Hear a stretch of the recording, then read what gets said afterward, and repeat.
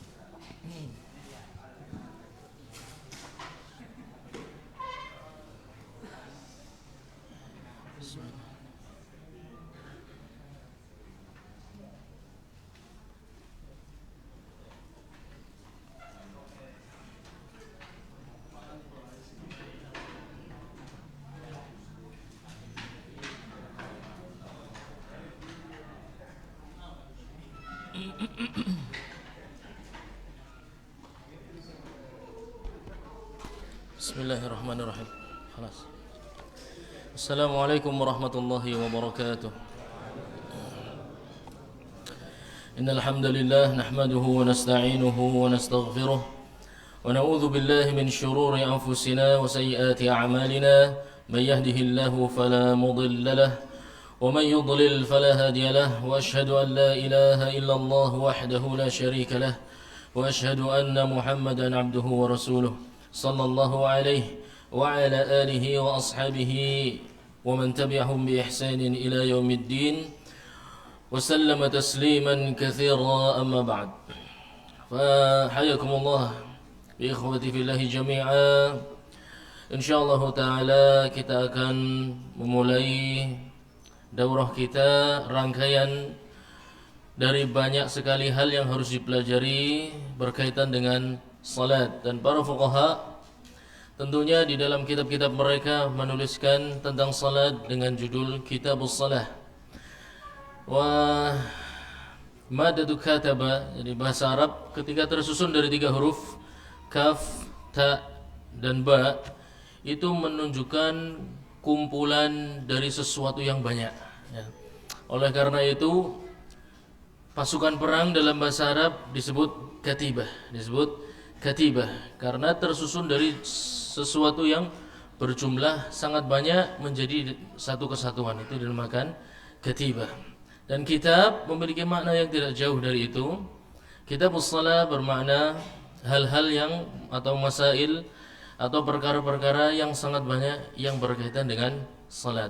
Mungkin kita tidak asing dengan sifatus salah ya, sifat as-salah. Sifat as-salah itu hanya satu dari sekian banyak bab dalam kitab as-salah. Jadi yang sering kita pelajari, sifatus salah itu hanyalah satu bagian dari banyak permasalahan di dalam kitab as-salah. Dan insyaallah taala pada kesempatan kali ini kita akan mempelajari tentang salat, seluruh perkara yang berkaitan dengannya dari awal sampai akhir. Oleh karena itu, bagi ikhwan dan akhwati yang membawa anak-anak mungkin bisa ditenangkan ya, agar bisa berkonsentrasi lebih, karena tentu saja yang namanya fikih itu maknanya adalah memahami, dan untuk memahami butuh ketenangan ya. Untuk memahami butuh ketenangan, tafaqquh, antum butuh konsentrasi dan butuh ketenangan. Dan insyaallah antum akan tahu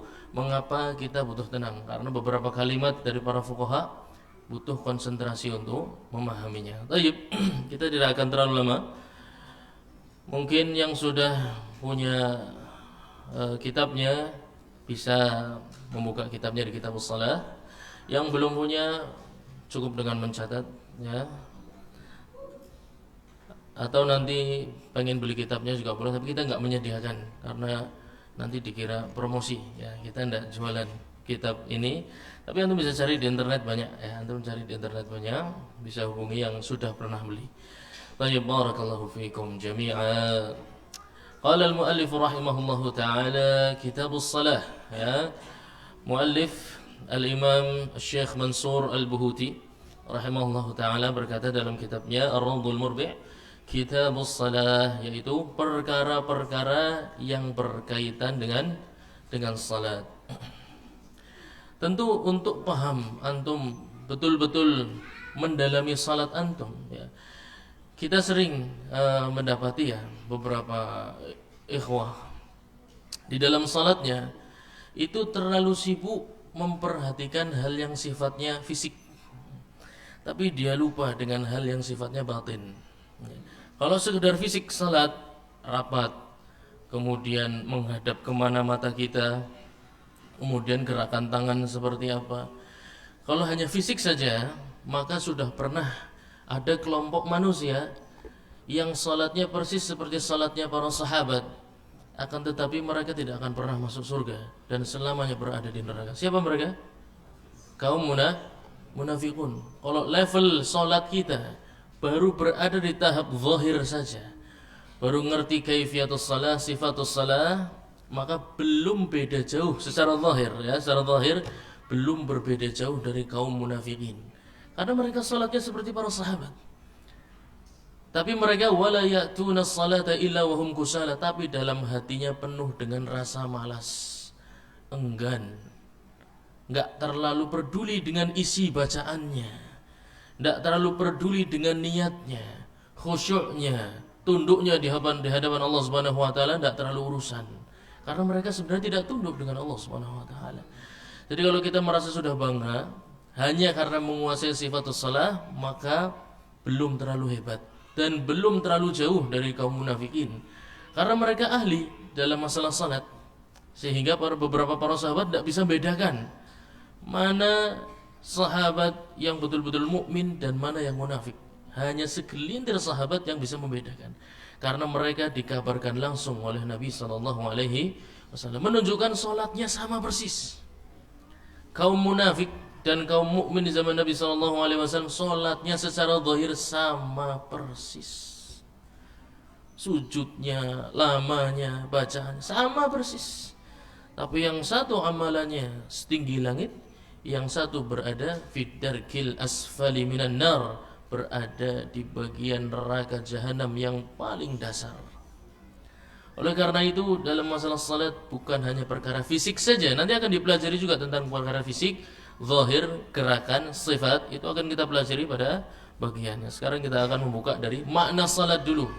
Makna salat. Nah, secara bahasa as-salah fil lughati ad-du'a, ya. Secara bahasa salat itu berisi doa.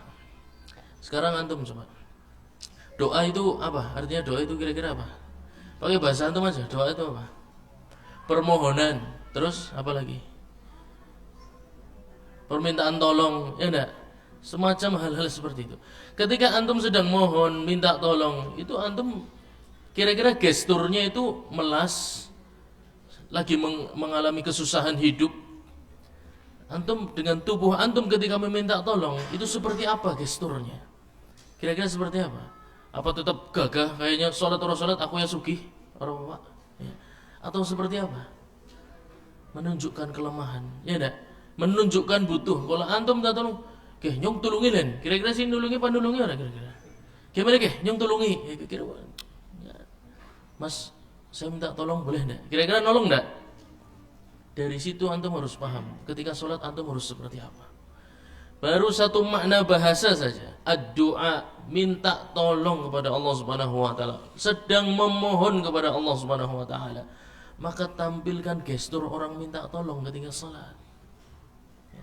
Tampilkan hati. Tampilkan takbirnya Allahu Akbar, itu takbirnya orang mau minta tolong. Orang sedang memohon, orang sedang miskin, orang sedang susah. Yang mana kalau bukan Allah Subhanahu wa taala yang nolong, kita semua berada dalam kesesatan. Dan masa depan kita bisa berada dalam kehancuran, kecuali mereka yang ditolong oleh Allah Subhanahu wa taala. Maka dari situ saja. Coba, ya. Dari awal saja perkara makna salat antum sudah tahu, harus melakukan gestur tubuhnya, berdirinya, hatinya, matanya, kata-kata yang akan keluar dari lisan antum. Seperti apa sih takdirnya orang yang sedang memohon? Sing ora peduli dengan maknanya, atau yang dalam hati memunculkan segala keluhan, segala kegelisahan, segala kebutuhan di dalam hati. Ya, pertama makna salat itu ad-doa, permohonan. Maka ketika sedang salat, kumpulkan di dalam hati antum itu sedang memohon apa. Nanti akan muncul semua itu di dalam ayat-ayat Quran yang antum baca.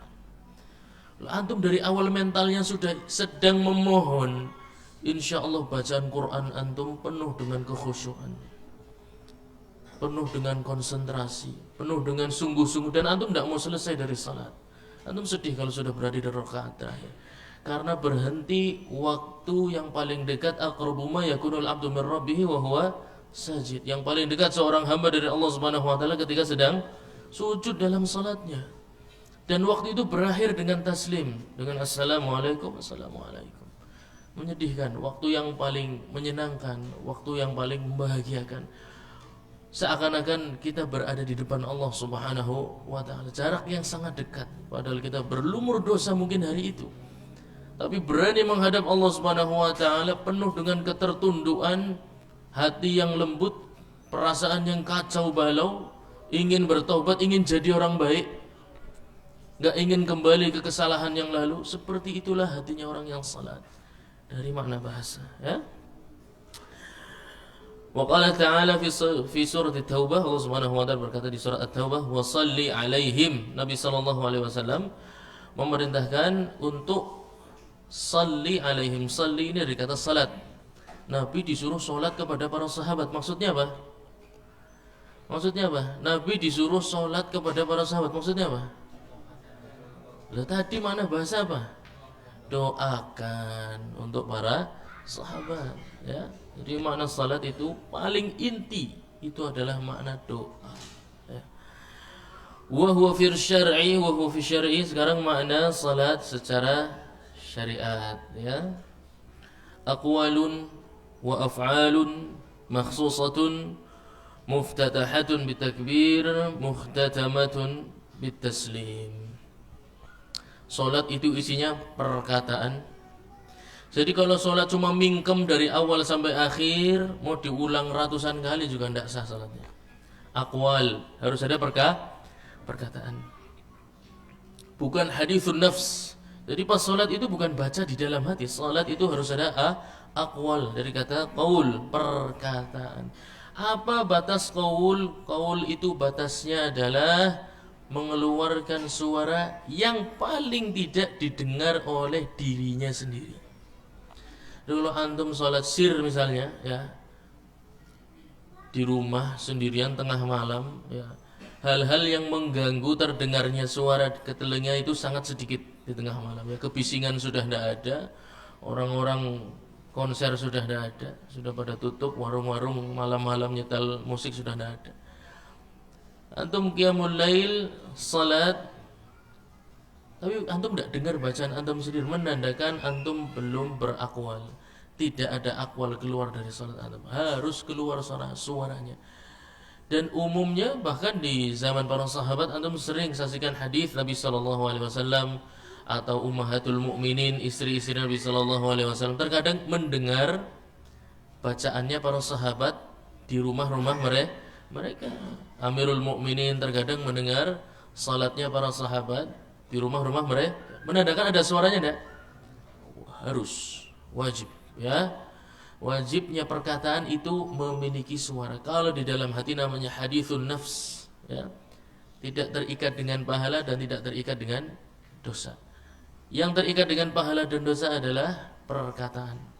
Terikat dengan iman dan kufur adalah perkataan. Maka dalam salat harus ada suaranya. Minimal apa?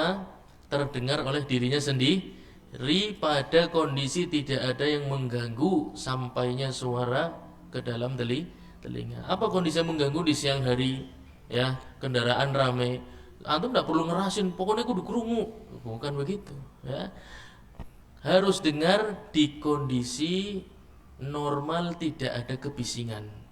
Ya, itu kadar minimal dalam membaca zikir-zikir. Dikatakan antum sudah membaca zikir pagi, zikir petang, semua ibadah yang sifatnya qauliyah harus ada suaranya. Jadi antum baca zikir pagi petang nggak ada suaranya, itu nggak ada artinya. Nggak ada bedanya dengan orang yang tidak berbicara sama sekali. Ya, antum berbeda dengan mereka ketika ada suara yang muncul dari lisan antum. Paling tidak didengar oleh diri sendiri dengan syarat pada kondisi tidak ada kebisingan. Kalau kondisinya bising, maka umumnya tidak terdengar. Ya, bukan berarti dikeraskan, tidak perlu dikeraskan. Tayyib. Itu aqwal, af'al dan perbuatan. Ada perkataan dan perbuatan maksusah yang khusus. Perkataan dan perbuatan yang khusus. Maksudnya apa? Tidak boleh ditambah, tidak boleh dikurangi kecuali ada dalil syar'i. Ya. Umum masalah ini dibahas oleh para ulama. Boleh enggak nambahkan sayyidina pada tahiyat akhir? Ya enggak? Itu pembahasan yang umum dibahas. Ya. Dari penjelasan kita tadi, perbuatan, perkataan yang khusus, tidak boleh ditambah, tidak boleh dikurang kecuali ada dalil syar'i. Pertanyaannya, boleh tidak nambahkan kalimat sayyidina pada salawat Nabi SAW di tahiyat, Allahumma salli ala Muhammad wa ala ali Muhammad? Boleh tidak nambah kalimat sayyidina? Maka tidak boleh, ya, tidak boleh. Tapi kalau di luar salat karena tidak khusus, ya, itu aturan umum, tidak ada masalah. Kalau di dalam salat khusus, kata-katanya khusus, perbuatannya khusus, ya. Antum salat maghrib, rukuk ini termasuk rukun dalam salat enggak? Rukuk sujud, ya, rukuk termasuk rukun dalam salat. Berarti rukuk itu termasuk ibadah yang sangat dicintai Allah Subhanahu wa ta'ala, karena derajatnya sampai rukun, ya. Terus karena dicintai Allah, antum nambah rukuk sekali lagi, ya, rukuk iktidal terus rukuk lagi, kurang puas antum iktidal lagi, rukuk lagi, boleh enggak? Sama kayak tadi kasusnya. Karena perbuatannya khusus, tidak boleh ditambah, tidak boleh dikurang kecuali ada dalil syar'i. Selain itu tidak bisa, ya. Muftatahatun bitakbir. Antum masuk dalam salat, langsung a'udzubillahi minasyaitonirrajim, bismillahirrahmanirrahim, alhamdulillahirabbil alamin arrahmanirrahim sampai selesai. Sahnya enggak? Sah pada salatnya kira-kira masuk seperti itu? Tidak, sampai dibuka dengan takbir. Syaratnya harus kedengaran paling tidak oleh diri sendiri. Di takbir itu bukan antum bisik-bisik orang jelas antum enggak dengar antum baca apa. Harus kedengaran paling tidak oleh diri sendiri dalam kondisi hening, Adapun ramai maka otomatis tidak terdengar. Itu tidak mengapa, tidak perlu dikeraskan pada salat-salat yang sirriyah atau menjadi makmum. Adapun menjadi imam, maka yang wajib adalah dijaharkan. Nanti insyaallah ada babnya. Muhtatamatun bitaslim, ditutup dengan salam. Ini permasalahan nanti banyak. Cuma perkataan ditutup dengan salam bukan perkara sederhana, ya. Sekarang salam, ya, itu rukun dalam salat.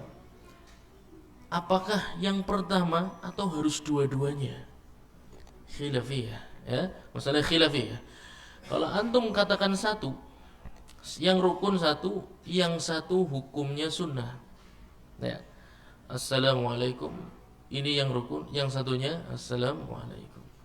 Kalau antum katakan sunnah, yang keduanya, berarti ketika imam mengucapkan salam, assalamualaikum yang pertama, makmum sudah boleh untuk membaca salam. Oleh karena itu antum saksikan kebanyakan di Indonesia ketika imam baru salam yang pertama, makmumnya sudah salam. Sebabnya itu Karena mazhab Syafi'iyah memandang bahwasanya berdasarkan dalil yang mereka kuatkan, bahwasanya yang wajib itu yang pertama, yang kedua hukumnya sunnah. Tapi Imam Ahmad tidak, dan beberapa ulama yang lain dari hadis-hadis yang dikuatkan oleh Imam Ahmad bahwasanya salam itu dua-duanya. Maka makmum tidak boleh salam sampai imam selesai dari salam yang kedua. Itu dia permasalahan. Jadi cuma sekedar dibuka dengan takbir, ditutup dengan salam itu kan perkara yang sederhana. Jadi antum harus maklum ketika antum salat dengan jamaah yang Syafi'iyah, antum harus maklum imam baru salam sekali, jamaahnya sudah salam, itu menurut fikih mereka betul. Menurut fikih mereka betul. Jadi dengan mempelajari fikih mazhab, antum tidak akan fanatik, justru antum akan mengerti bagaimana bermuamalah dengan para jamaah yang memiliki mazhab yang berbeda dari kita. Itu loh keistimewaannya. Adapun yang berujung pada fanatik, maka itu dilakukan oleh semua orang, tidak hanya yang mempelajari fikih mazhab. Orang Islam yang fanatik ada enggak? Apakah berarti enggak usah Islam aja? Ya kalau dalilnya fanatik menyebabkan ilmu itu salah. Orang Islam yang fanatik ada enggak? Ekstremis, banyak enggak? Yang membunuh diri itu fanatik bukan? Ekstremis. Apakah logika antum berarti sama juga dengan mazhab? Hanya karena pernah kejadian sekali dua kali fikih mazhab, kemudian orangnya fanatik, kemudian sampai peperangan, oh berarti tidak usah bermazhab. Ditinggalkanlah Imam Syafi'i, ditinggalkanlah Imam Ahmad, ditinggalkanlah Abu Hanifah, ditinggalkanlah Imam Malik, semua imam-imam besar ditinggal. Itu yang disukai oleh orang kafir seperti itu. Mereka tidak mau antum kembali ke fikihnya para ulama salaf. Kalau gitu logikanya, berarti orang Islam yang melenceng dan menyimpang itu banyak enggak? Banyak. Apakah terus kita katakan enggak usah Islam aja, nanti jadi melenceng, jadi tukang ngebom, jadi bunuh orang? Itu logikanya betul? Tentu tidak. Ya. Antum bayangkan 1000 tahun lebih para ulama semuanya, hampir seluruhnya 99% memiliki laqab mazhab di belakangnya. Imam Syafi'i, Imam Hanafi, Imam Hambali, Imam Maliki. Antum sebutkan ulama siapa? Ulama salaf sebutkan siapa? Pasti di belakangnya ada mazhabnya.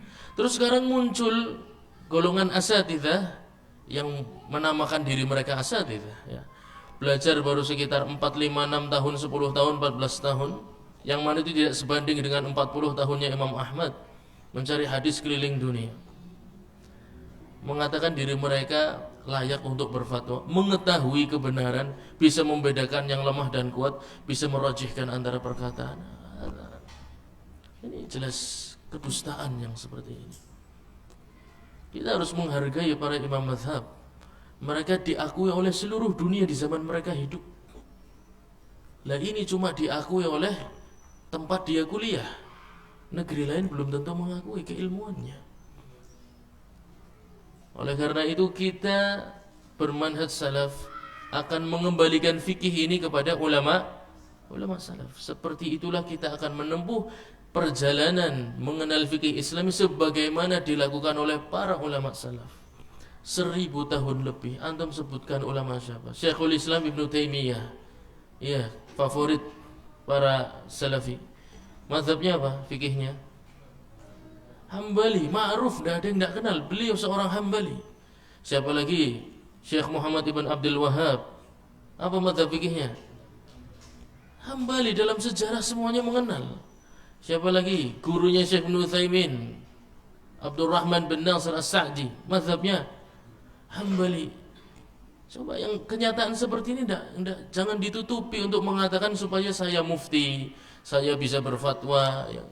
Kembalikan kepada kenyataan bahwasanya 1400 tahun fikih mazhab diwariskan, kemudian sekarang dikatakan fanatik, waliyadzubillah, hanya karena ada 1-2 orang melenceng. Kalau gitu caranya orang Islam melenceng, tidak usah beragama Islam aja sekalian. Kalau logikanya seperti itu, ya. Baik, kita lanjutkan. Sumyat salat al-istimaliha 'ala du'a. Nama salat itu dipilih ibadah kita, diberi nama salat karena banyaknya mengandung doa. Ya dah. Antum dari pertama membaca doa istiftah. Apa doanya, Pak? Allahumma ba'id baini boleh ya. Allahu akbar kabira.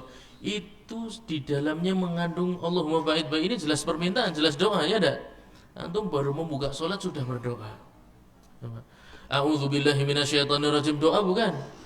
Doa lagi. Terus mulai bismillahirrahmanirrahim, doa apa bukan? Bismillahirrahmanirrahim, doa apa bukan? Nanti nggak tahu antum. Jangan sholat puluhan tahun, udah berapa tahun sholat?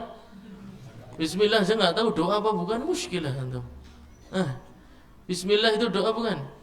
Apa buktinya? Buktinya apa? Bismillah itu doa. Coba angkat tangan coba. Nggak apa-apa, salah boleh. Salah boleh, nggak jawab nggak boleh. Apa? Tatkala mau makan doa. Buktinya karena itu dibaca ketika mau makan. Ayo dong, antum kan ahli berdalil. Antum kan sukanya di mana tanyakan dalilnya. Sekarang saya tanya kepada antum. Antum selama ini membaca bismillahirrahmanirrahim. Bismillahirrahmanirrahim itu doa. Ya. Sekarang saya tanya dalilnya apa? Dalilnya ada di kalimat itu sendiri apa? Wah, antum diketawain sama kelompok tertentu antum kalau sama kata.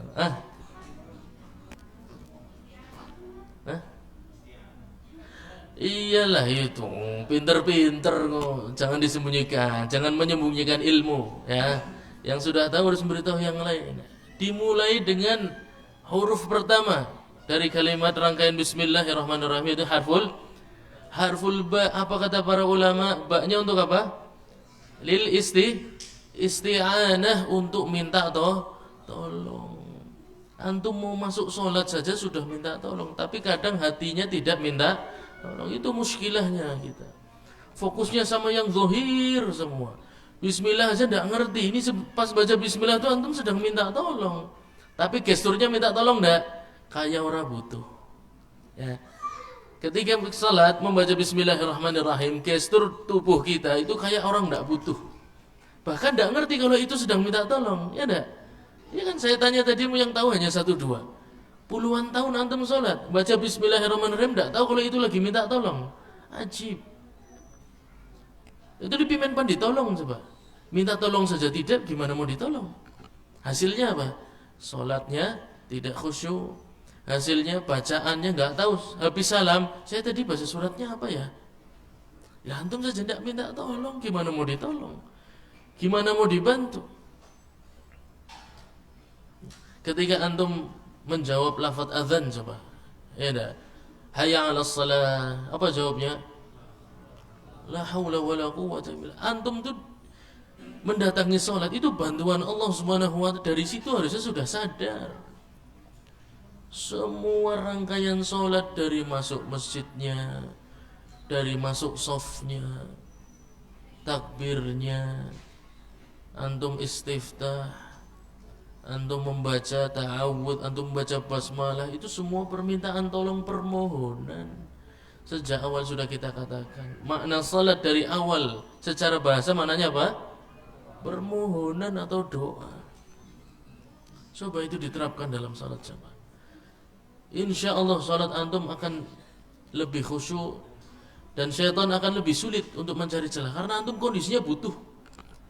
Salat dalam kondisi butuh fokus, khusyuk, tidak mikir yang lain, karena antum sedang butuh kepada Allah Subhanahu wa ta'ala. Mushtaqatun minas salawaini. Nah ini bagus nih ya. Kalimat salah itu secara bahasa juga diambil dari kalimat as-salawaini. Apa salawaini atau salawan? Salawaini itu huma irqani baina janibai adz-dzanab. Jadi kalau ada hewan ya, sapi misalnya atau kambing, itu ada bagian otot yang terkadang melengkung. Yaitu ada di bagian kita juga. Jadi terkadang dia ototnya lurus, terkadang malah melengkung. Itu otot di sekitar tulang ekor. Atau di sekitar tulang ekor. Kenapa mengambil istilah salat dari otot atau urat milik dari hewan? Karena hewan itu posisinya berdiri apa tunduk? Hewan itu posisinya berdiri apa merunduk? Posisinya merunduk. Salat itu cerita tentang merunduk. Ya. Antum tentang ruku, tentang salat. Berdirinya antum pun berdirinya orang yang tunduk. Itu kan berdirinya orang yang gagah, sedang menantang Allah Subhanahu wa taala. Salat orang salat pada baik. Salat orang salat yang baik. Bukan seperti itu, berdirinya orang yang sedang tunduk. Rukuknya itulah warka'u ma'arrakin, kata Allah Subhanahu wa taala. Rukuklah bersama orang-orang yang rukuk. Rukuk itu posisi yang sangat dimuliakan Allah Subhanahu wa taala. Unik. Manusia itu semakin tunduk, semakin rukuk, semakin merendah di hadapan Allah, kedudukannya semakin tinggi di hadapan Allah Subhanahu wa taala. Maka sholat itu bicara tentang rukuk, bicara tentang sujud. Ketika antum masuk dalam rangkaian rukun yang namanya rukuk dan sujud, ketahuilah itu posisi antum yang sangat mulia di hadapan Allah Subhanahu wa taala. Ya. Jadi salat cerita tentang doa.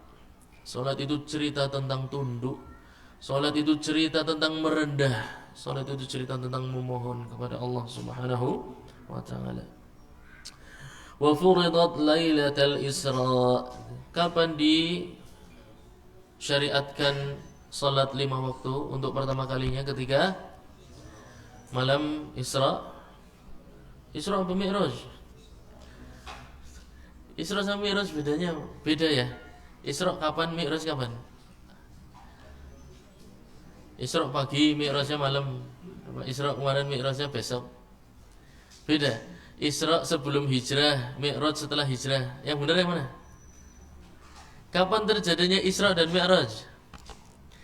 Sampai orang ngerti, ya Allah. Antum ngaji mari dibae sih, sih. Ya Allah, puluhan tahun, ya enggak, malang melintang dari utara ke selatan, timur ke barat, tenggara barat laut, utara timur laut. Kapan Isra Mi'raj? Antum tanggal lahirnya Nabi aja hafal, ya enggak? Sampai ada perayaannya. Masa Isra Mi'raj enggak tahu? Gampang weh, sebelum atau setelah hijrah? Yang mengatakan sebelum angkat tangan. Enggak ada yang berani. 1, 2, berarti yang lain semuanya setelah hijrah ya? Ya cuma ada 2 pilihan sih. Cuma ada 2 pilihan. Isra Mi'raj itu sebelum atau setelah hijrahnya Nabi Muhammad SAW. Kapan? Yang mengatakan sebelum 2, berarti jumhur mengatakan setelah hijrah. Ya ajib maning. Ya. Belum pernah ada ahli sejarah mengatakan Isra Mi'raj setelah hijrah itu belum pernah ada. Baru di sini terjadi. Ya. Dengan ijma, namanya ijma apa? Sukuti. Ya. Diamnya para ahli ilmu itu menyetujui. Ya, antum kan ahli ilmu, ya kan. Diamnya itu menyetujui. Berarti antum menyetujui terjadi setelah hijrah. Ini adalah sejarah yang bid'ah, ya. Sejarah yang bid'ah. Sejarah yang sunnah yaitu sebelum hijrah, ya. Kira-kira kata para ulama 5 tahun sebelum hijrahnya Nabi Muhammad sallallahu alaihi wasallam. Isra dan Mi'raj itu di waktu yang sama apa beda-beda? Di waktu yang sama, ya. Jadi Isra dulu. Isra itu dari mana ke mana? Wah, dari Pasifik Mall ke Rita Mall. Dari mana? Subhanalladzi asra bi 'abdihi lailan minal masjidil harami ilal masjidil aqsa alladzi barakna haulahu liyuriyahu min ayatina. Masyaallah, tabarakallah. Sejarahnya ada, tertulis di dalam Al-Quran. Yo masih ragu-ragu, ya. Dari Masjidil Haram menuju Masjidil Aqsa. Naik apa? Lion Air, Saudi, Emirates. Ya, berbagai macam riwayat. Intinya itulah keajaibannya, ya. Sebelum adanya teknologi, beliau sallallahu alaihi wasallam dalam waktu yang sangat singkat, sehari semalam, bisa menyelesaikan Isra dan Mi'raj. Mi'raj sampai ke Sidratul Muntaha, bertemu dengan Allah Subhanahu wa taala, akan tapi melihat atau tidak? Tidak bisa melihat Allah Subhanahu wa taala. Ra'aitun nur, kata Nabi sallallahu alaihi wasallam, aku melihatnya cahaya. Aku melihatnya cahaya. Allah Subhanahu wa taala tidak menampakkan betapa indahnya wajahnya tabaraka wa taala, dan insyaallah para ahli surga akan diberikan keistimewaan ini, dan semoga kita semua berkumpul bersama Nabi Muhammad sallallahu alaihi wasallam melihat wajah indah dan ridha-Nya Allah Subhanahu wa taala. Baik. Disyariatkan pada Lailatul Isra. Lailatul Isra ketika Nabi Muhammad sallallahu alaihi wasallam sampai ke Sidratul Muntaha, di dalam hadis Anas bin Malik radhiyallahu anhu, قال فرضت على النبي صلى الله عليه وسلم الصلوات ليلة أسري به 50 ثم نقصت حتى جعلت 5. Ya. Kemudian Allah Subhanahu wa taala memanggil Muhammad sallallahu alaihi wasallam. Pada awalnya Nabi Muhammad sallallahu alaihi wasallam diberitahu oleh Allah Subhanahu wa taala bahwasanya salat itu satu hari satu malam jumlahnya 50 waktu. 50 waktu. Orang sempat dagang, orang sempat ya salat tok wis. Asline kayak gue. Aslinya seperti itu. Tapi Allah sayang sama kita, diberi kesempatan menikmati merah kuning hijaunya dunia ini ya. Boleh piknik, boleh ke pantai, boleh ke Guci, boleh ke silahkan ya. Salatnya dibikin hanya 5 waktu. Tapi Allah Subhanahu wa taala tidak membuat pahalanya jadi cuma 5 waktu. Ya. Kemudian setelah 50 waktu dipotong oleh Allah Subhanahu wa taala menjadi hanya 5 waktu, Nabi sallallahu alaihi wasallam dipanggil oleh Allah Subhanahu wa taala, "Ya Muhammad, innahu la yubaddalul qawlu ladai." Wahai Muhammad, keputusan ini tidak akan aku ganti lagi. Wajib bagi kamu dan umatmu hanya 5 waktu dalam satu hari satu malam. Wa inna laka bihadhil khams khamsin, sahahahu Tirmidzi. Dan 5 waktu ini nilainya tetap 50 ya. Nglakuknane mung 5, nilainya 50. Eman apa reman? Makanya ketika salat tunjukkan rasa syukur. Aslinya antum tidak berhak menikmati dunia ini. Aslinya 50 waktu kesantum. Tapi Allah Subhanahu wa taala Rahim, Rahman, memberikan banyak sekali keringanan untuk kita. Mungkin tahu kita ini imannya iman setipis kertas ya. Fisiknya nembe mari wingi wis meriang maning ya. Nembe wingi mangkat wis izin maning ya. Jadi ya banyak bersyukurlah. Makhluk lemah seperti kita, fisiknya lemah, imannya lemah, takwanya lemah, apa-apanya lemah, sehingga waktu sholat pun Allah Subhanahu wa taala berikan banyak keringanan, tinggal 5 waktu tapi nilainya 50 waktu. Berarti satu waktu nilainya berapa? 10.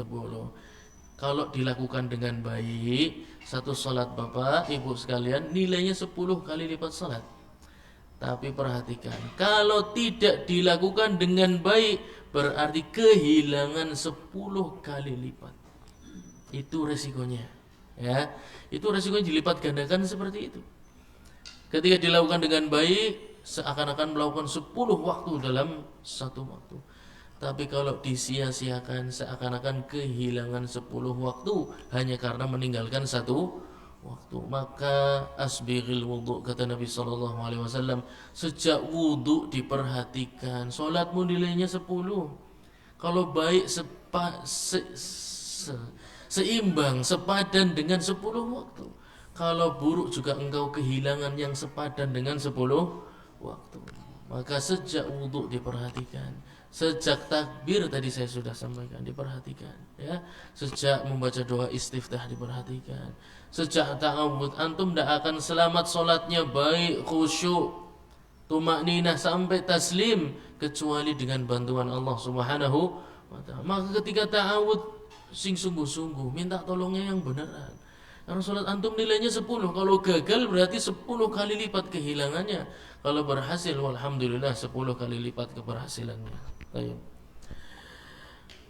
Wa tajibul khamsu fi kulli yaumin wa lailah. 6. Diwajibkan 5 waktu dalam satu hari satu malam. Ala kulli muslimin mukallaf. Siapa sih yang wajib sholat 5 waktu itu?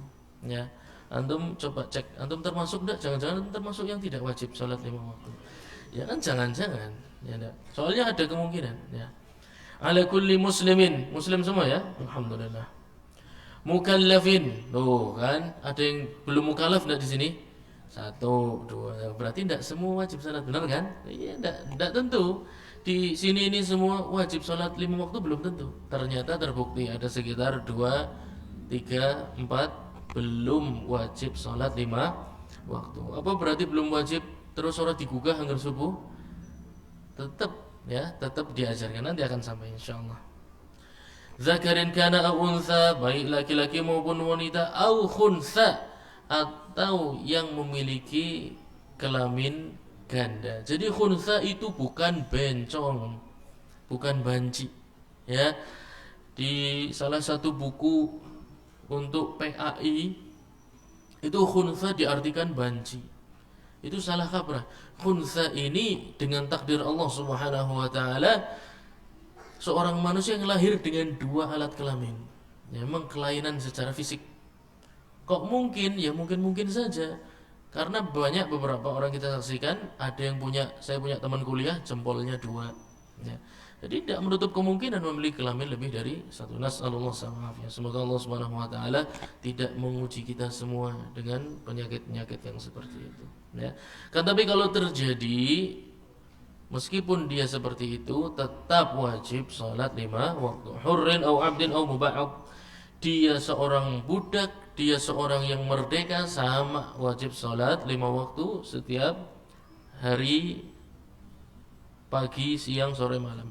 Illa haidhan wa nufasa. Nah, ada lagi yang tidak wajib salat, yaitu yang mengalami haid dan nifas. Haid dan nifas itu tidak wajib salat, tidak sah salatnya, bal yahruman. Bagi ibu-ibu yang pernah hadir di majelis tentang haid yang pernah saya sampaikan, pasti sudah tahu bahwasanya orang yang terkena haid dan nifas itu haram untuk salat, bukan hanya tidak wajib, haram, ya, berdosa kalau dia memaksa salat karena dalam kondisi apa? Berhadas yang terus menerus. Wa yaqdi man zala aqluhu binaumin. Nah, tadi antum mendengar perkataan wajib bagi seorang muslim mukallaf. Mukallaf itu apa artinya? Coba angkat tangan ya, orang ngerti maning ya. Mukallaf itu apa artinya coba? Coba bapak-bapak, coba. Yang ini sudah nggak boleh jawab, yang ini sudah senior soalnya, sudah senior. Coba apa mukallaf? Apa mukallaf artinya apa mukallaf? Angkat tangan bapak-bapak. Mukallaf apa mukallaf? Seng ya wis. Nanti diingat-ingat ya. Di bawah tidur ya. Mukallaf artinya ini, mukallaf artinya ini, ya penora kelalen ya. Mukallaf itu artinya apa? Baligh aqil. Antum pernah dengar istilah akil balik? Ya, sudah akil balik belum kayak gitu. Ya enggak? Itu artinya mukallaf ya. Sudah dibebani syariat. Akil balik itu pertama berakal, yang kedua sudah menyandang status balik, yaitu orang yang sudah dewasa dalam syariat Islam, dalam fikih. Siapa mereka yang sudah balik? Bisa dengan usia, bisa dengan mimpi, bisa juga dengan tumbuhnya rambut di area kemaluan. Beberapa nanti akan sampai pada babnya insyaallah ya.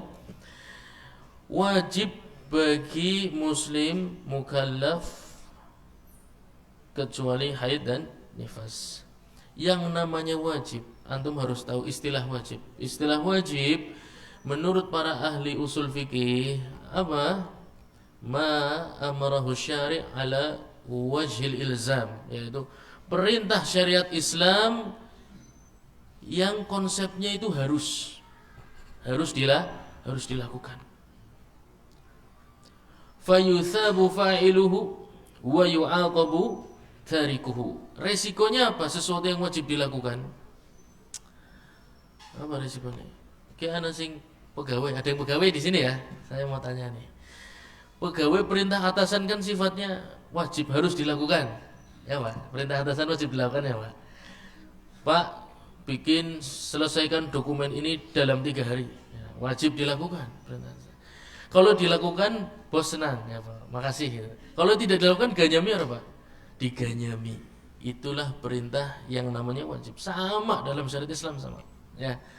Wajib itu perintah syariat yang sifatnya ilzam, kudu.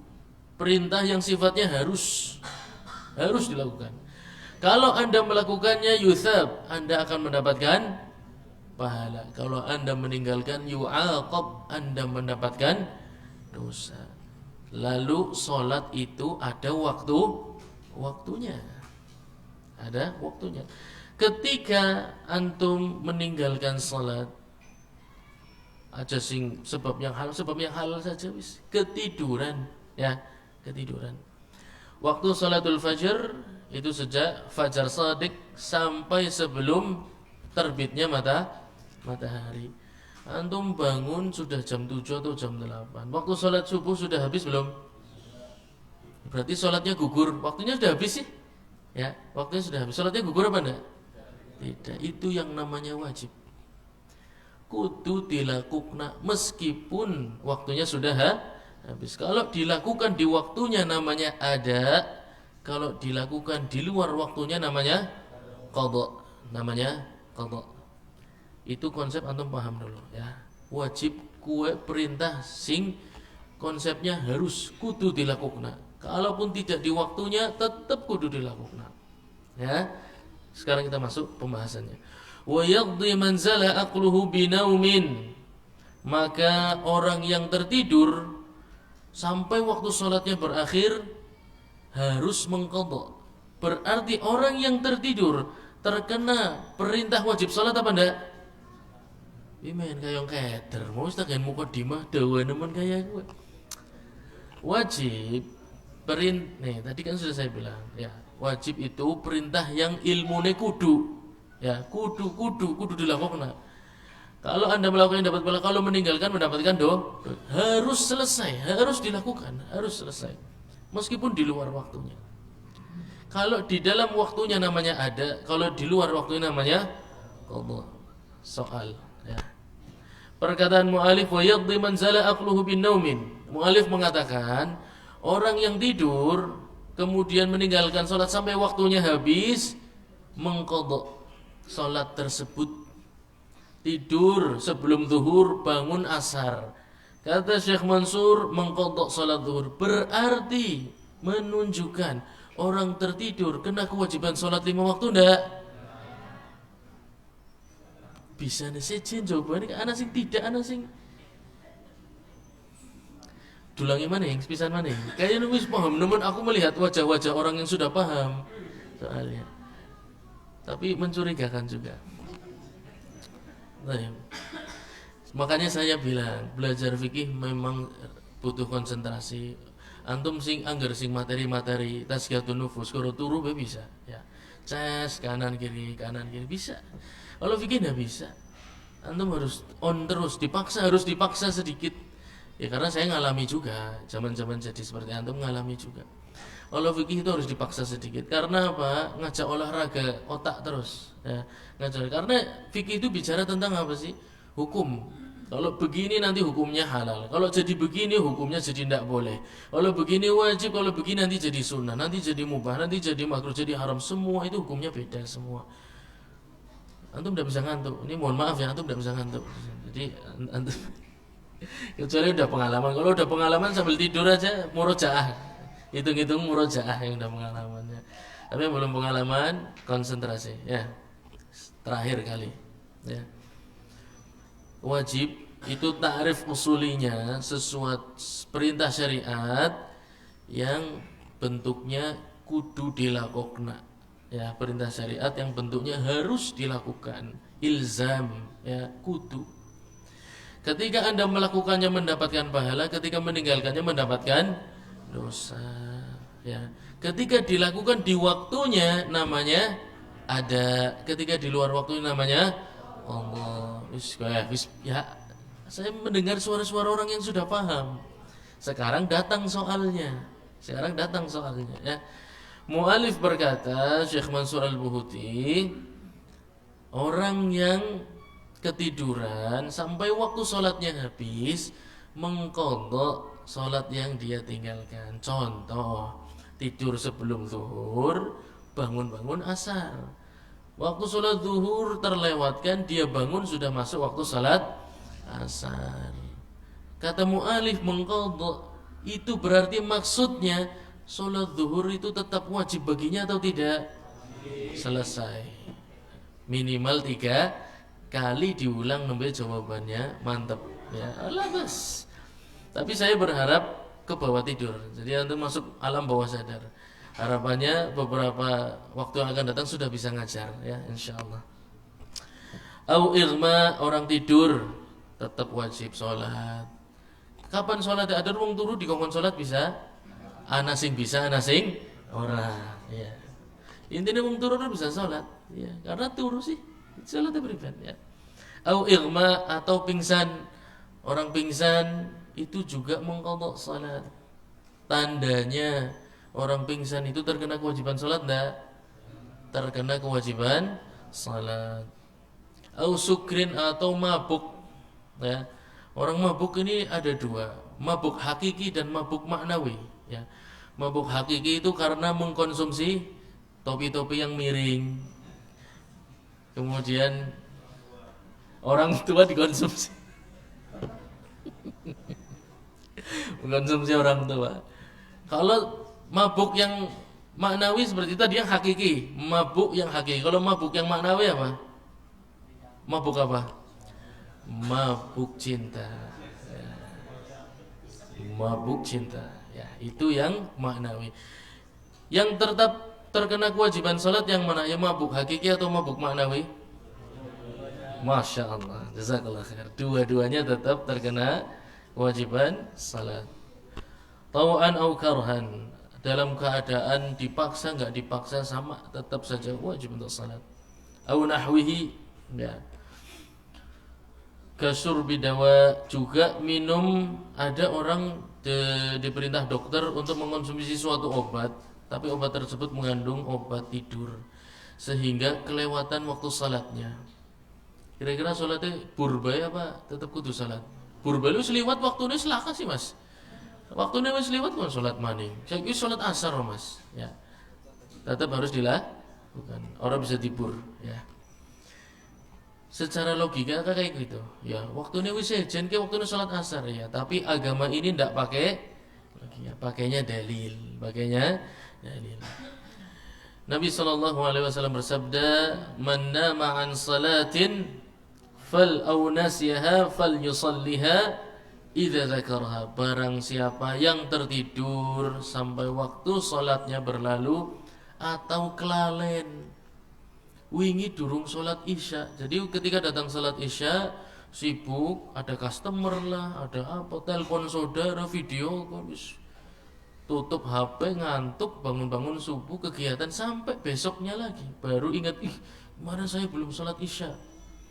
Tapi kalau ganti hari apa sih jen maning kok berarti ya, sholat isyanya dibur apa harus sholat? Tetap harus sholat ya. Man nama an salatin aw nasiyaha falyusalliha idza dzakaraha. Maka segera salat ketika mengingatnya. Barang siapa yang lupa menunaikan salat, baik disengaja ataupun tidak disengaja.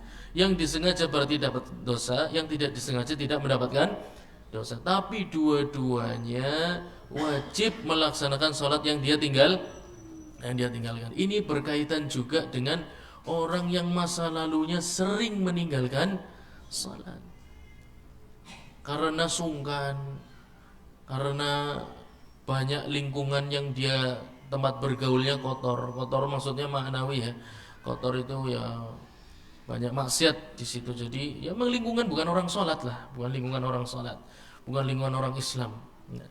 Jadi dia ikut-ikutan tidak sholat ya, zaman-zaman itu. Kemudian hijrah, dan dia berada di zaman gelap itu sekitar 3, 4, 5 tahun. Setelah hijrah Sholat yang dia tinggalkan di zaman gelap tersebut semuanya wajib diqadha atau tidak? Ini dari ilmu yang antum dapatkan tadi, nggak usah mikir, apa ya? Dalilnya harus mumet-mumet. Ya. Antum ambil kesimpulan dari yang anda sampaikan tadi, makna wajib apa, orang tersebut kena aturan tadi atau tidak. Kalau kena berarti resikonya seperti apa? Ya, dia seorang muslim dewasa, tidak ada hal yang menghalangi, tidak mengalami haid dan nifas, kemudian pergaulannya buruk, meninggalkan sholat 2, 3, 4, 5 tahun, hijrah, kemudian tanya sama antum, saya dulu 5 tahun meninggalkan sholat, pertanyaannya wajib ditunaikan atau tidak itu yang 5 tahun? Wajib. Ya wis ngerti jawabannya, ya wis ya. Baik. Ya gampang, karena sebab ketiduran saja. Ketiduran boleh apa enggak? Tidur kan hal yang mubah, ya enggak? Saja antum tidak diberi keringanan untuk meninggalkan sholat, apalagi sebab yang haram sengaja. Masa sing oleh tetap ganti, sing jelas-jelas sebabnya haram ora usah diganti. Ya, enggak sesuai dengan kaidah syariah, enggak sesuai. Masalahnya khilafiyah. Tentu ini masalahnya khilafiyah, tapi dalam fatwa-fatwa Imam Ahmad rahimahullah taala menunjukkan wajib diganti. Salatnya wajib diganti. Baik, wa khusya ala Ammar thalathan, sahabat Ammar bin Yasir itu pernah pingsan selama 3 hari. Thumma afaqa wa tawadda wa qada tilka thalath. Kemudian bangkit dari pingsan selama 3 hari, kemudian sadar. Kemudian dia mengambil air wudhu dan mengganti sholat 3 hari saat itu juga. Jadi bukan dicicil ya, semampunya. Boleh sih dicicil, boleh, nanti akan ada penjelasannya insyaallah. Boleh mencicil, akan tetapi sesegera mungkin. Tetap ini kalau saya 5 tahun sholat tak garap kabeh, kemungkinan dipecat sama perusahaan saya, Pak. Ya nanti ada waktu berangkat ke kantor, Pak. Tidur juga kayaknya tidak sempat. Ya, dimarahin bos, dimarahin istri, dimarahin anak, Pak. Ya sudah, boleh dicicil. Jadi 5 tahun diganti secepat dan sesegera mungkin tanpa menggugurkan kewajiban. Kerjanya tetap, ya, rutinitas tetap, kemudian muamalah dengan keluarga tetap. Nanti ada babnya, insyaallah, jangan khawatir. Ya, tayyib. Wa yaqdi man syariba muharraman. Terus yang mabuk gimana? Orang mabuk bisa disuruh salat enggak? Bisanya kalau sudah sadar. Tapi pas lagi dia tidak sadar, kan akalnya tidak ada. Apakah tetap dibebani syariat? Tetap, ya, wajib, ya. Tetap wajib mengqadha hatta zamana junun tara'a muttasila, kecuali orang yang akalnya tertutup sempurna. Siapa mereka? Orang yang gila. Fulan misalnya, nas'alullah as-salam wal afiyah, usia 20 tahun gila, di usia 30 tahun sadar kembali. Selama jeda 10 tahun itu apakah sholatnya perlu diganti? Tidak, ya, tidak perlu diganti karena tidak wajib baginya. Tapi kasus yang berbeda, ya, sehari-hari mabuk terus, jadi sehari mabuk terus, sadar secuil mabuk sampai 10 tahun, ya. Kasusnya sama kan, akalnya orang mabuk kan juga tidak ada, sama seperti orang gila tadi. Kira-kira tetap mengqadha salatnya atau tidak? Tetap mengqadha karena sebabnya muharram, sebabnya haram, ya. Wala tasihhu salatun min majnun wa ghairi mumayyiz li'annahu la ya'qilu niyyah. Kenapa orang gila itu tidak dibebani syariat? Karena tidak memiliki niat. Orang gila itu tidak mungkin memiliki niat. Sedangkan orang mabuk masih bisa sadar, kemudian memiliki niat. Juga orang tidur, pas tidur dia nggak mungkin salat karena niatnya tidur. Tapi ketika bangun memungkinkan untuk niat salat, sehingga wajib. Li'annahu la yaqilu niyyah wa la tasihhu min kafir li'adami sihhati niyyah minhu wa la tajibu alaihi. Dan orang kafir, misalnya ada orang yang terkenal kafir, antum siapa? Orang kafir yang antum kenal siapa? Dia nggak kenal antum nggak apa-apa wis, yang penting antum kenal dia. Siapa? Siapa?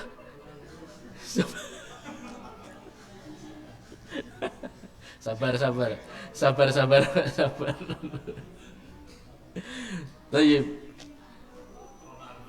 Ronaldo misalnya, Ronaldo yang di TV. Yang Ronaldo Wati bukan? Bukan ya. Tayyib. Ronaldo. Tiba-tiba suatu hari antum lihat main ke gedung Ibrahim Center. Ya. Antum pas sholat di ujung sof sana ternyata ada Cristiano Ronaldo. Ya. Pertanyaannya, sholatnya sah tidak kira-kira dia? Dia sholatnya bareng antum, jadi dari awal ngikuti imam, ya, bacanya juga baca. Gimana? Sholatnya sah tidak? Tidak sah, ajib. Ya, ini contoh ahli fikih seperti itu. Kenapa sholatnya tidak sah? Kenapa? Karena niatnya ada tapi tidak sah.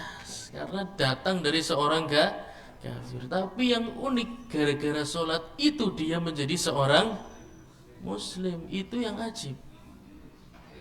Ya, yang ajib seorang kafir kalau sholat dihukumi Islam. Seorang kafir ketika salat dihukumi Islam. Bisa nih, pertanyaannya bisa nih coba. Karena di dalam salat mengandung dua kalimat syahadat. Begitu juga azan. Nah, Cristiano Ronaldo azan. Ya, bisa azan coba. Antum kira-kira tanya, kon temenanan boleh, len syahadat len. Ya gitu apa? Antum langsung mempercayai secara zahir. Mempercayai secara zahir. Nanti ada beberapa hadis berkaitan dengan hal tersebut. Wala tajibu alaihi, ya. Salat itu wajib enggak untuk orang kafir? Tidak wajib. Kalau tidak wajib berarti mengapa Allah Subhanahu wa taala berfirman, "Ma salakakum fi saqar?" Qalu lam naku minal musallin. Orang kafir itu diazab yaumul qiyamah oleh Allah Subhanahu wa taala, dimasukkan ke neraka Saqar, diazab karena tidak sholat. Lah padahal dikatakan sholat itu tidak wajib. Masa diazab karena sesuatu yang enggak wajib? Ini bagaimana? Gimana? Jari antum bagaimana coba?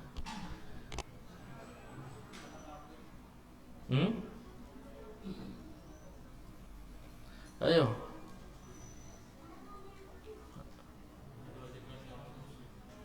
Tidak dua.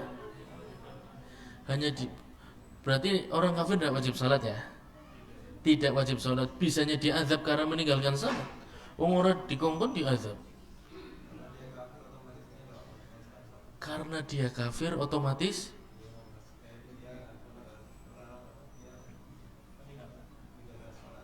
karena dia kafir dia meninggalkan salat. Belum. Ayo.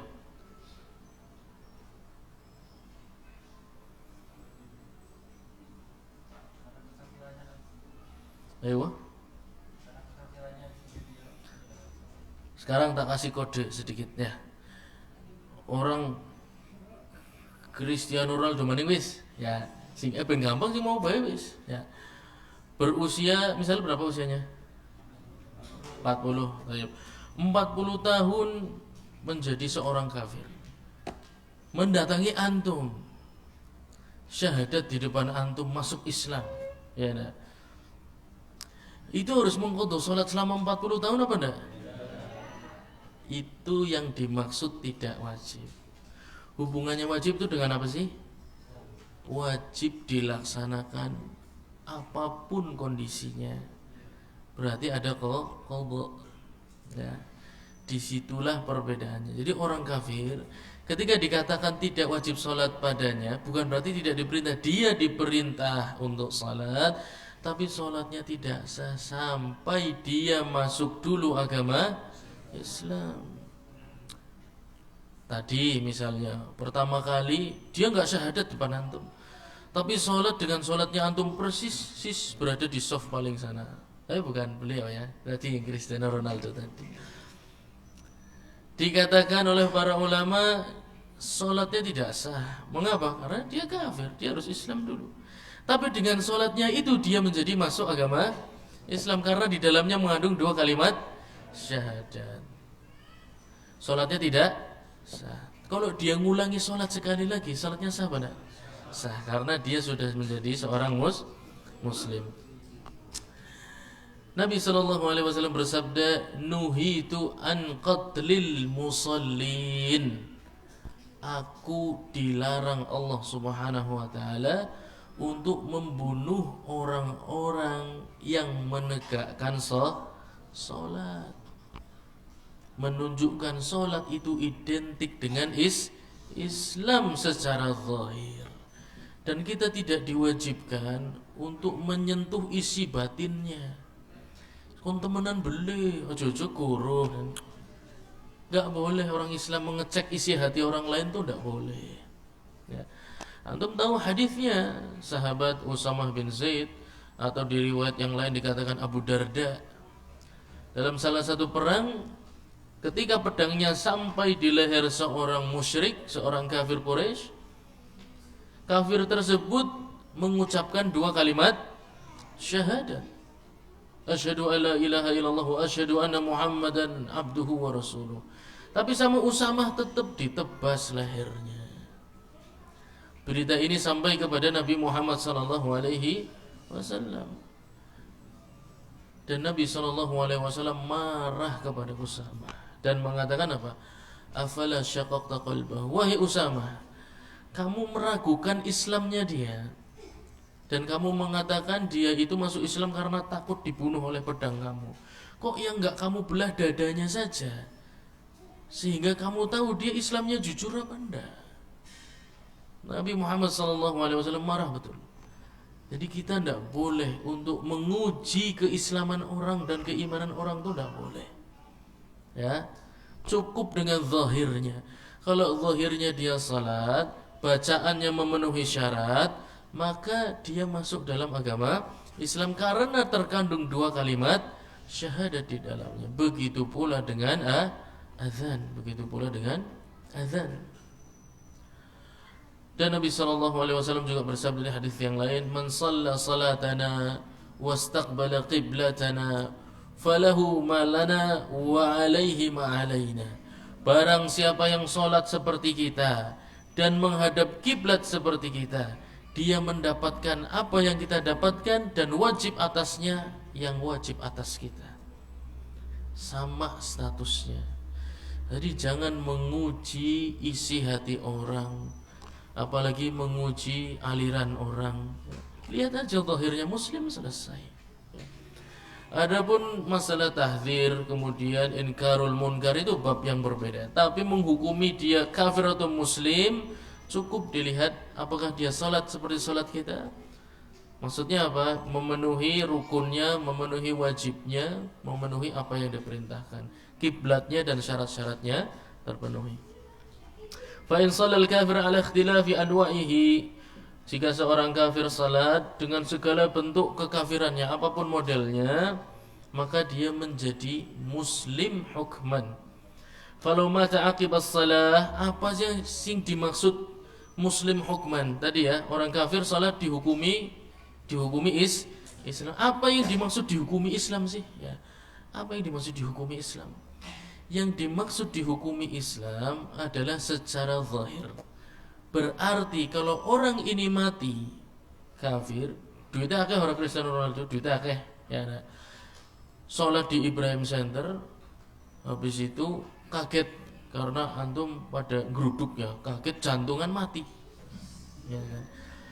Berarti dia mati dalam keadaan kafir atau Islam? Islam. Keluarganya kafir semua. Harta warisannya, ATM-nya ada semua di sini. Ya ada. Maka untuk siapa harta warisannya? Inilah perkara memasukkan orang ke dalam kafir atau Islam. Secara zahir itu berkaitan dengan warisnya. Berkaitan pandiadusi disolati apa ora, mau dikubur di mana, itulah perkara Islam secara zahir. Adapun manhajnya apa, akidahnya seperti apa, ini Islam secara batin, ilmunya beda. Ilmunya beda. Berkaitan dengan salat, Islamnya zahir. Berkaitan dengan salat, Islamnya zahir. Nanti bab-bab yang lain berkaitan mengeluarkan orang dari Islam ini lebih sulit karena perkaranya batin. Perkaranya batin harus diuji dulu. Untuk masuk ke dalam Islam tidak perlu diuji ketulusan dan keikhlasannya. Untuk mengeluarkan seseorang dari Islam perlu diuji terlebih dahulu.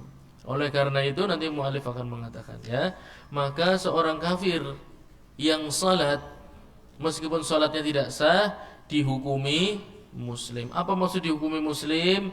Kalau meninggal maka harta warisnya untuk kerabatnya yang beragama Islam, dan dimandikan dan disolatkan dan dikuburkan di kuburannya kaum muslimin.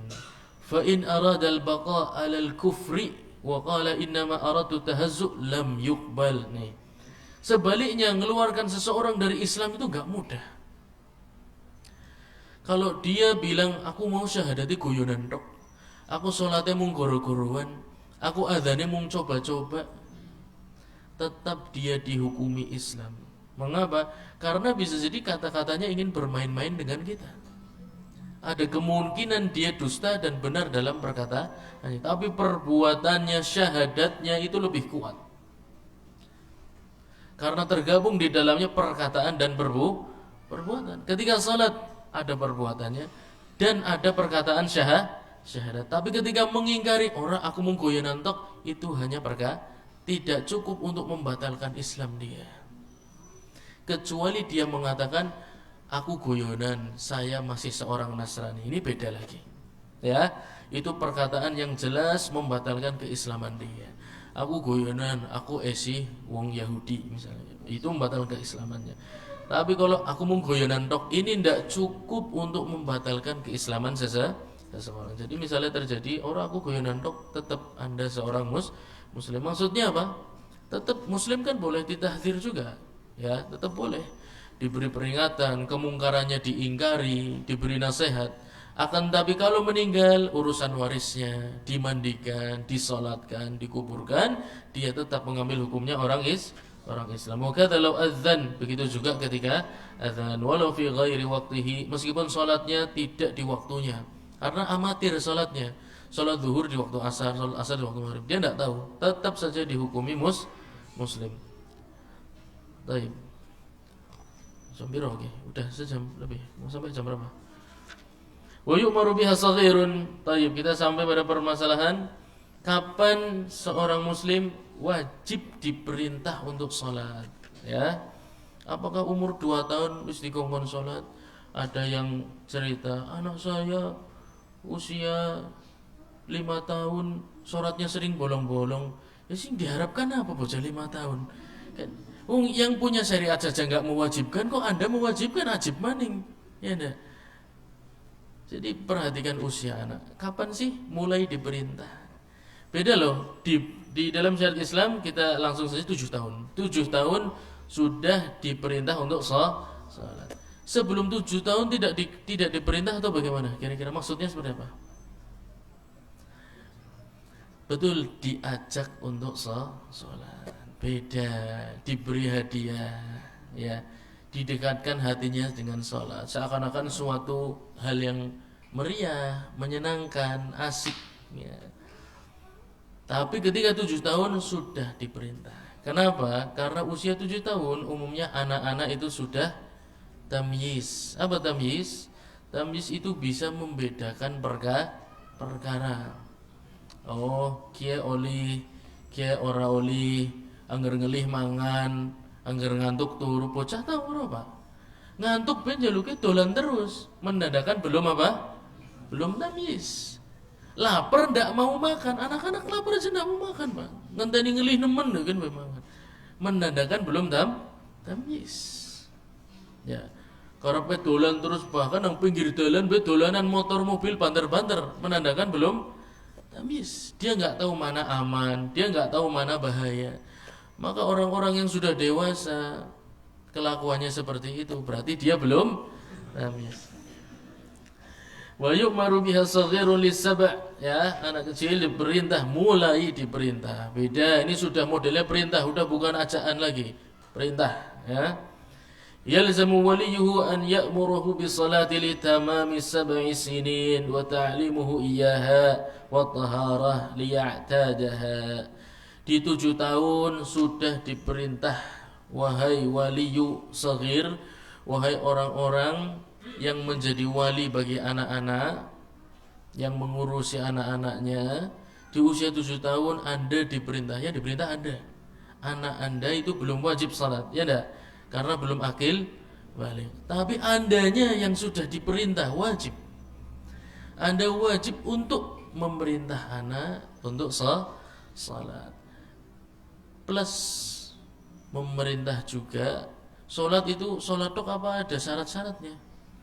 Ada syarat-syaratnya. Apa syarat salat apa saja? Coba syarat salat apa?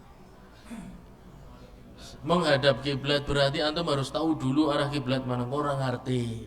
Ya. Terus apa lagi? Masuk waktu salat, antum juga harus tahu batas-batas waktu salat. Kasih tahu, sekarang nak waktunya salat zuhur, wudu terus salat. Antum kasih tahu dong. Salat zuhur waktunya sekian sampai jam sekian. Tidak boleh kelewatan. Terus apa lagi? Bersuci. Nah, salat itu nggak boleh dalam keadaan kotor, dalam keadaan berhadas. Kamu harus bersuci. Berarti harus mengajarkan tata cara apa? Bersuci. Muskilah. Jadi banyak yang dikiranya cuma sementing ngongkon salat. Enggak. Anda ketika diperintahkan Allah Subhanahu wa taala untuk memerintah kepada anak salat, berarti juga Anda diperintahkan untuk mengajarkan tata cara salat dan syarat sahnya salat. Masalah pakaian diperhatikan juga, ya, batas-batasnya seperti apa. Dan rukun-rukun salat juga harus dikasih tahu.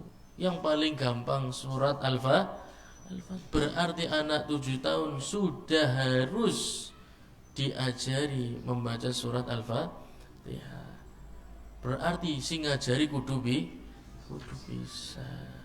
Ya, anggar sing ngajari sengaja ora bisa, berarti memang harus bayar orang yang bisa, resiko. Ya, resikonya seperti itu. Dzakaran kana al-untha wa an yakuffahu 'anil mafasid. Berarti kalau sudah diperintah salat, juga Anda diperintah untuk ngasih tahu hal-hal yang tidak boleh dilakukan. Mukul temannya enggak boleh, nyolong barang milik temannya juga enggak boleh, ngomong kasar, maido, ngeledeki wong tuane kancane, ya. Jadi wong tuane kancane kasakan ngeledek-ledekan. Ora oleh. Kenapa? Karena itu perkara yang bisa membakar pahala salat. Buat apa Anda ngajari salat tapi tidak mengajari tentang meninggalkan kezaliman? Buat apa? Buat apa ibadah kita kalau ternyata yaumul qiyamah penuh tagihan zalimnya, pada nagih semua? Buat apa? Berarti ketika sudah diperintah untuk memerintah salat, Anda juga sudah diperintah untuk mencegah dia dari perbuatan yang salah, supaya dia tahu bahwa saya menungsa ke urusannya orang mau ibadah, tapi juga mencegah dari berbuat maksiat dan menzalimi orang lain. Sama levelnya itu. Karena yaumul qiyamah Nabi SAW memberitahukan kepada kita ada yang namanya muflis, yaitu orang yang bangkrut. Bisa sholat, bisa puasa, haji tiap tahun, setahun 2 kali. Mungkin gak haji setahun 2 kali? Gak mungkin, ya. Umroh berkali-kali, ternyata senenge motong duit orang, bantuan ke masyarakat dipotong, apa-apa milik masyarakat dia ambil jatah untuk dirinya sendiri. Percuma mau nyandang status ustadz kek, mau sholatnya jadi imam, jadi khotib di mimbar, sekalian jadi khotib di Masjid Nabawi sekalian. Ternyata zalim dengan harta orang lain, dengan kehormatan orang lain, tidak pernah minta maaf, tidak pernah mengembalikan. Yaumul qiyamah minal muflisin, termasuk orang-orang yang bangkrut, pahalanya tidak tersisa, ndak salatnya, ndak zakatnya, ndak puasanya, ndak hajinya, ndak umrohnya, sami mawon. Maka ketika Allah Subhanahu wa taala memerintahkan kita untuk ngajari anak salat, berarti sudah waktunya diajari untuk meninggalkan yang zalim, untuk tidak berbuat maksiat, tidak nyakiti orang dan lain sebagainya. Wa an yudraba 'alaiha li 'ashrin, dan di usia 10 tahun perintahnya sudah semakin keras, boleh untuk memukulnya di usia 10 tahun ketika meninggalkan salat. Tapi pukulannya pukulan seperti apa? Muay Thai, MMA, apa boxing,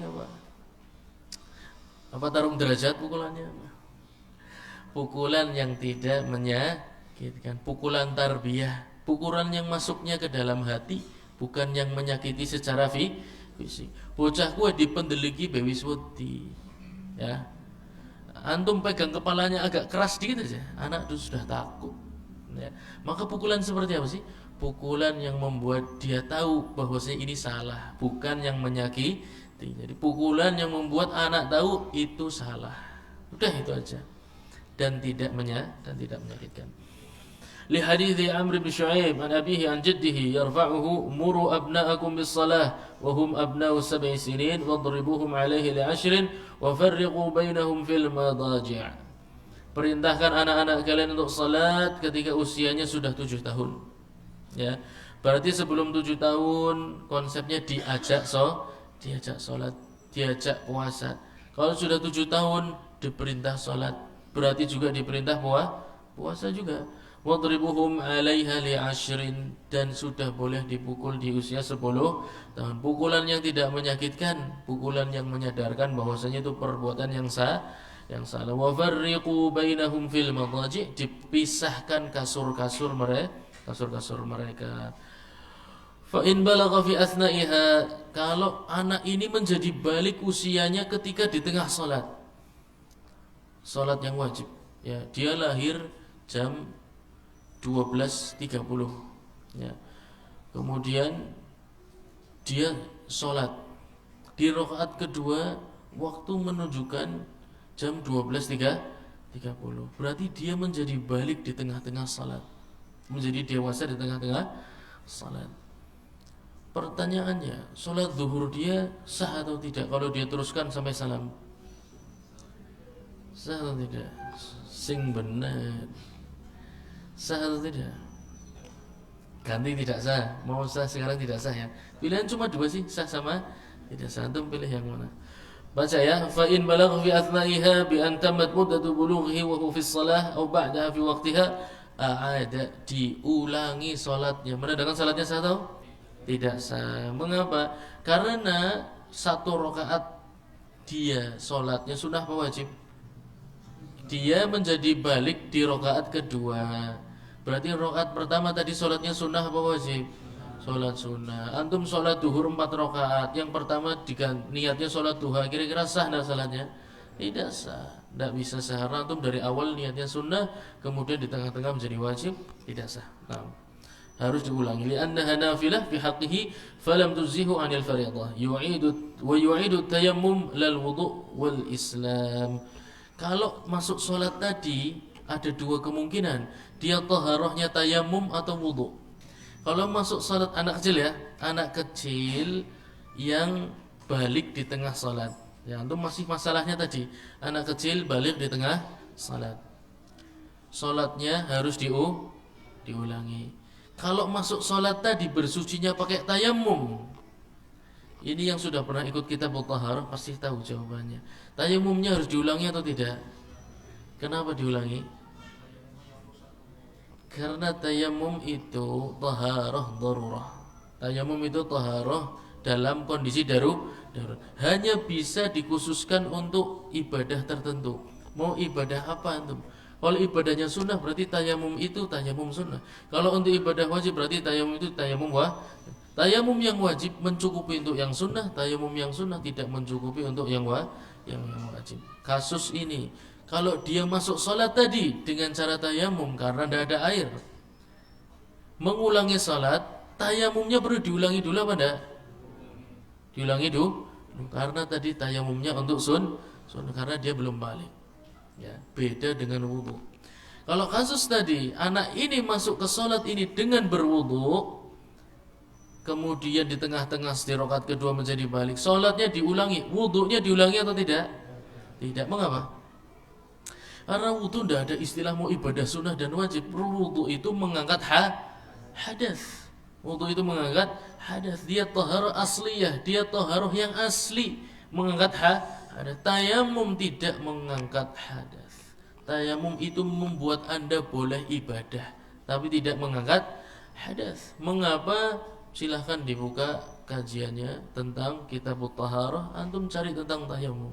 Ya, di sana penjelasannya sudah komplit perbedaan antara tayamum dan wudu. Wa yahrumu 'ala man wajaba 'alaihi. Insyaallah kita lanjutkan di pertemuan yang akan datang. Sepertinya sudah pada kelelahan karena olahraga malamnya cukup membuat pusing. Nah ya, insyaallah gampang ya. Insyaallah gampang kok. Fikih tidak ada yang rumit insyaallah. Kalau saya sampaikan dalil setiap permasalahan, kemungkinan masalah yang sedikit ini kita selesai subuh ya.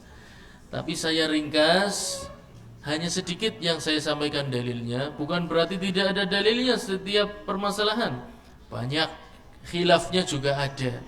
Kalau saya sampaikan waktunya habis banyak dan kemungkinan antum tidak datang lagi di pertemuan yang akan datang ya.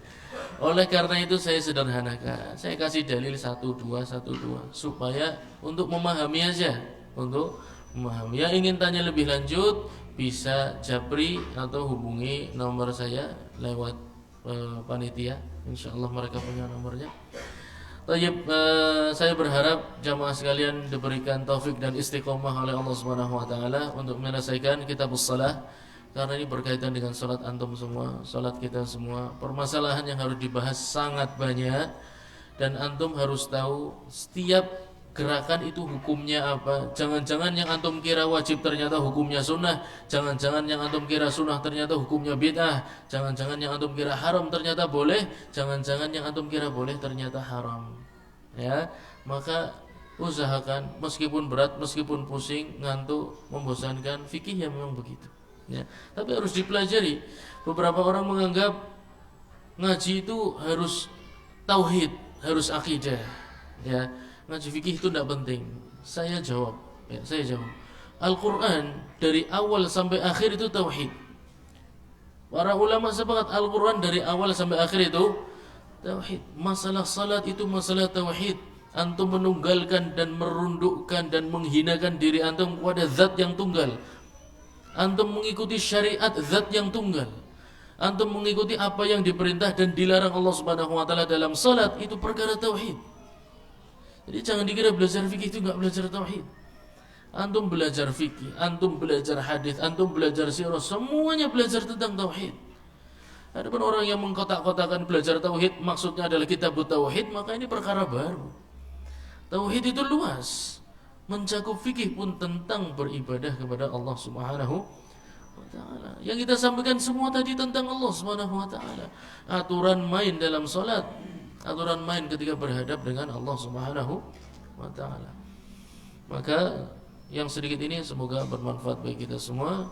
Kita tutup majelis kita. Subhanakallahumma wa bihamdik, asyhadu an la ilaha illa anta, astaghfiruka wa atubu ilaik. Wassalamualaikum warahmatullahi wabarakatuh.